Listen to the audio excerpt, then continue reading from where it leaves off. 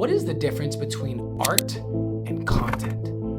If you are creating art through the lens of what other people want from you, you are cutting off a huge part of what makes the artistic process so powerful for the artist and eventually for the audience. The truth of your artistic expression is what makes great art, and it is a path for innovation. It is a path for our evolution. And so, as an artist, if you want to make art, then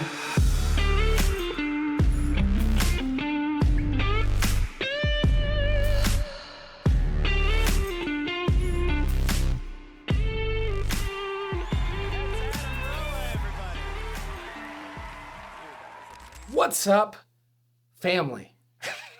All of you who are here for the Creative Path Podcast, my name is Adam Roa, and today we are exploring what is the difference between art and content. Are you making art or are you making content? Is there a difference? Content creators right now are going, wait, I make art even though you make content. And artists are saying, I make content. No, you make art. How do you know? How do you actually know the difference? That's what we're going to be diving into today. Before I go into that, I would like to ask you a favor. If you've been getting value from my content, please take a moment and leave a review. It means the world to me. You would be surprised at actually how much it helps this show get discovered by new people who would benefit from this information. So thank you very much in advance. And now back to art versus content. So there's two key perspective differences that are important to understand between art and content. Let's start with art. Art is created from an inner focus. You are looking inside of yourself and saying, what needs to be said? What is it that is on my heart? What is it that I absolutely need to express in some way, shape, or form? And it gets to be about you, the artist. That's a key piece that you hear from so many artists when they talk about the sanctity of the artwork. When they talk about not selling out, what are they saying when they're talking about selling out? They're talking about making things for the popularity, making things for what people want instead of what feels true to you as an artist.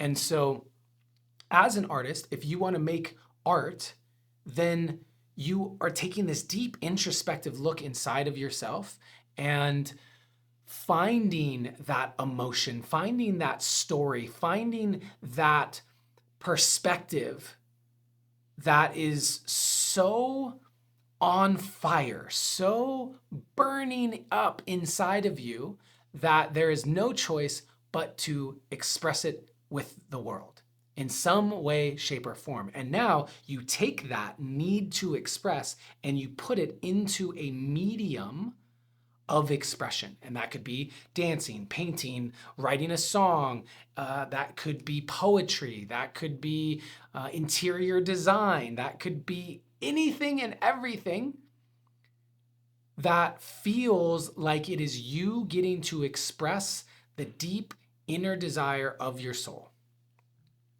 I believe that creativity is the purest expression of your soul. Your creative energy is your unique frequency. It is the thing that makes you uniquely you. There has never been a creative energy on this planet like yours before, and there will never be again. It is your soul's fingerprint. And so to express that out through some medium, that's the creation of art.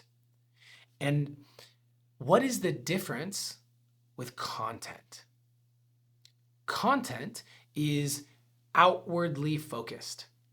When you are making content, you are asking yourself, what does the audience need to hear? What does the audience want? What is the audience going to share or like or comment on? What is the audience going to react to? That is content. And there's a place for it. I'm not here to devalue content.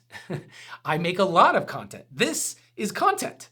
I am making content for you, but there's a very distinct difference when I'm creating art, because I create my art for me and then I share it out with the world. And once I share it out with the world, it's no longer mine.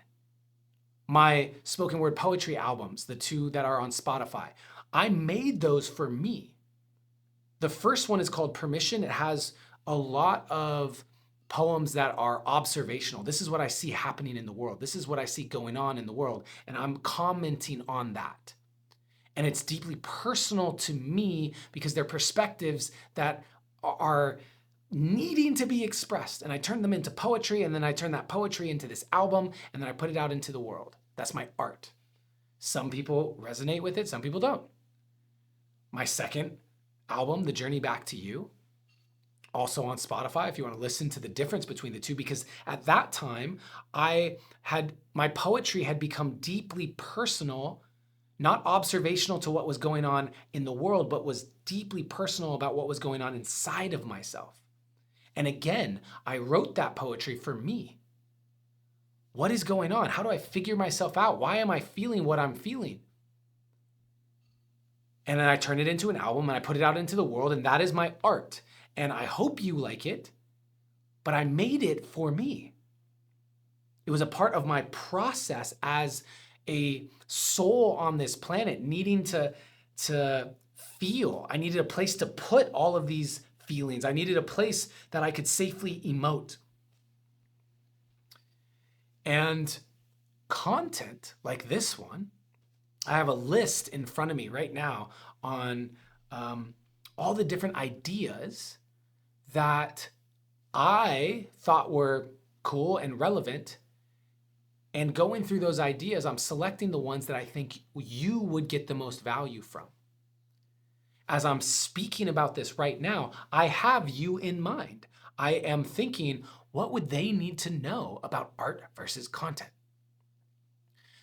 This is also where we now start to get into the difference between the artist and the entrepreneur.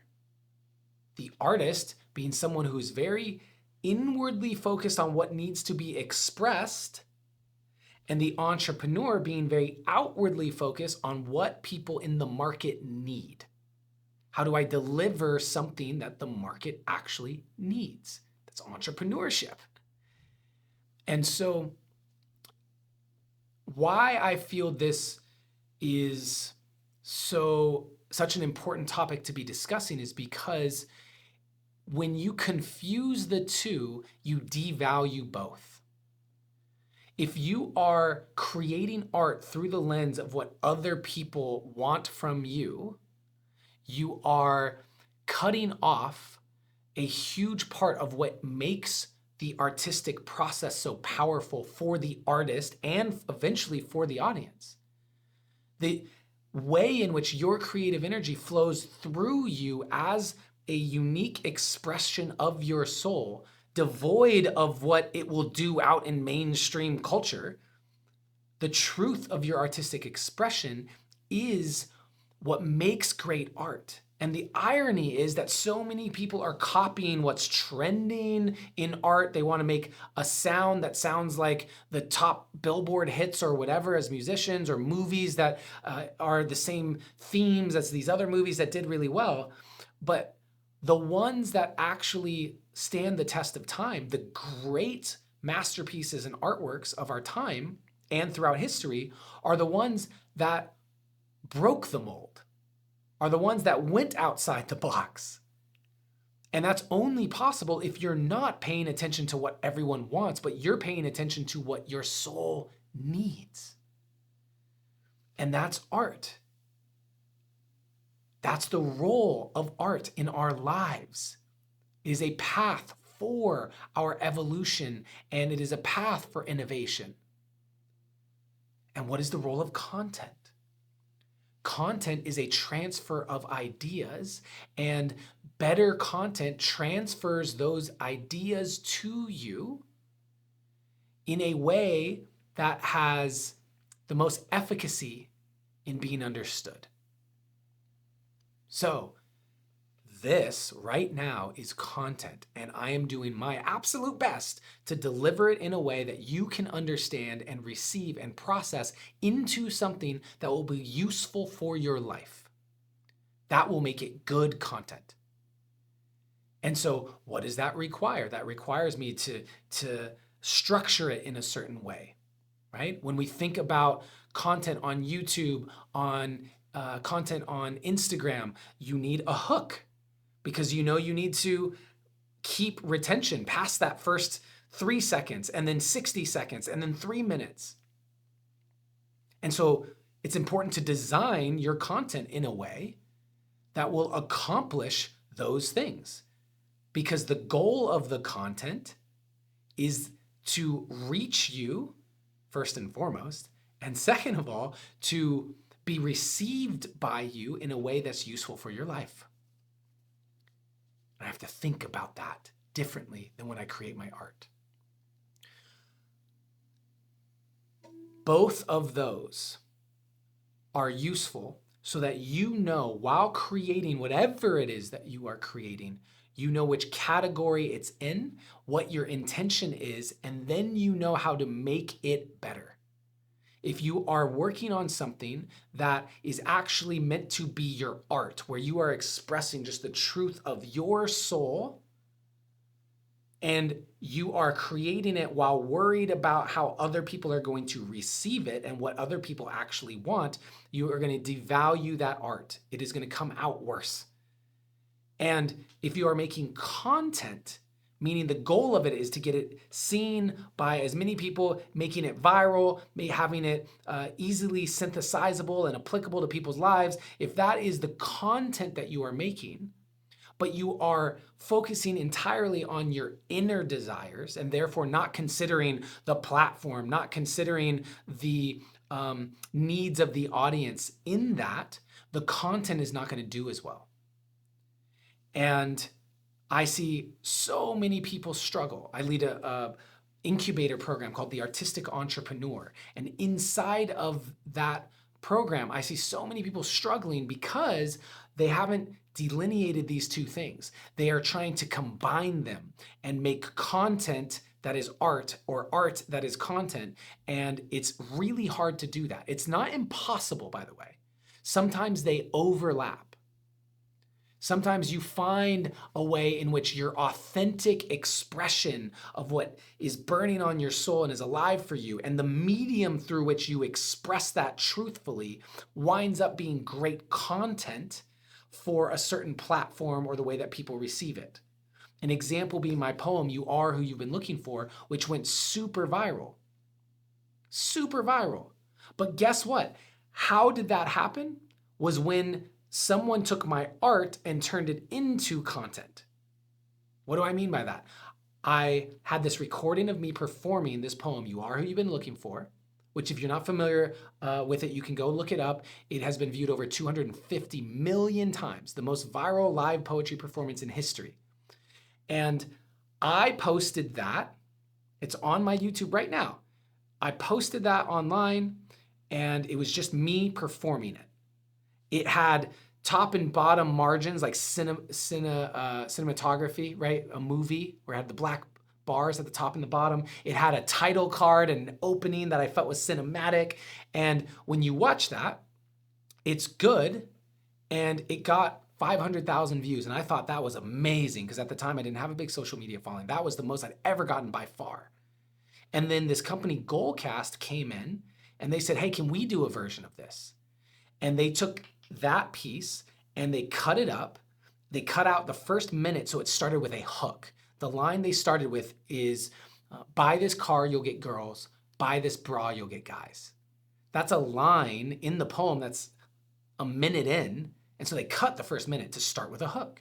Then they added B-roll imagery. They added captions. They added music. And so me, the artist, had done it in a certain way where it was the purity of the art. I was happy with the result of what that did. When they came in and turned it into content, suddenly it got 250 million views. Am I upset that they turned my art into content? Absolutely not. There was an overlap there that was really beautiful, and I'm so happy because it changed my life. But it wouldn't have worked had I wrote the poem through the lens of content. I had to write the poem through the lens of art. And they had to look at my art and not hold it as art fully, because if they had, they wouldn't have cut off the first minute. They was like, we can't, like, imagine a Mozart piece or something that said, we're going to cut out the first minute. No. But they had to look at it through the lens of content and say, okay, what do we know works on the platform? What do people want? How do we have a hook, et cetera, et cetera. And that's a tangible example of how understanding what you are creating, whether it is art or whether it is content, will change the game for you. But you have to commit to one in the creation of it. When you find the overlap at a later point, that's amazing, that's magical when it happens. But don't do yourself the disservice of confusing the two while creating it. I hope this has been really helpful to you, that there's some value in there for you. If you have found this valuable, please share it out. Tag me at adam.roa on Instagram or send me an email so I know what you found most valuable about this video, so I can continue to provide you with the content that you will find most valuable to you in your journey. I appreciate you all so much and want to remind you that always, in always, you are seen, you are heard, and you are loved. Thank you so much for watching this video. I really appreciate you taking the time. If you are interested in building a life that you love through the 3 pillars of relationship, business, and creativity, then I encourage you to continue checking out more of my content, including this video, which I really think that you will like.